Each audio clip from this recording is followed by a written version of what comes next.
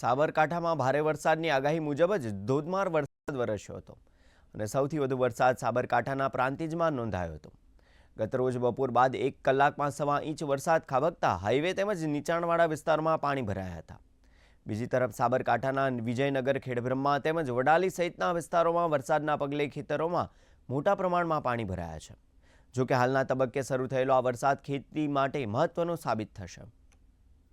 સાબરકાંઠામાં આજે ભારે વરસાદની આગાહી હતી, જેના પગલે બપોર બાદ શરૂ થયેલા ભારે વરસાદ અંતર્ગત સાબરકાંઠાના પ્રાંતિજમાં 1 કલાકમાં 1.25 ઇંચથી વધુ વરસાદ ખાબક્યો છે। તો બીજી તરફ વાત કરવામાં આવે તો સાબરકાંઠાના હિંમતનગર, વડાલી, ઈડર, ખેડબ્રહ્મા, પોશીના તેમજ વિજયનગર વિસ્તારમાં પણ બપોર બાદ વરસાદી ઝરમર શરૂ થઈ છે। આવનારા સમયમાં ચાલી રહેલી આ વરસાદી ઝરમર ભારે વરસાદમાં પરિણમે તે જરૂરી છે। ભારે વરસાદ થશે તો થઈ રહેલી આ શ્રીકાર વર્ષા ખેતીમાં ફાયદો કરાવશે તે નક્કી છે। Hasmukh Patel, DD news, Sabarkantha.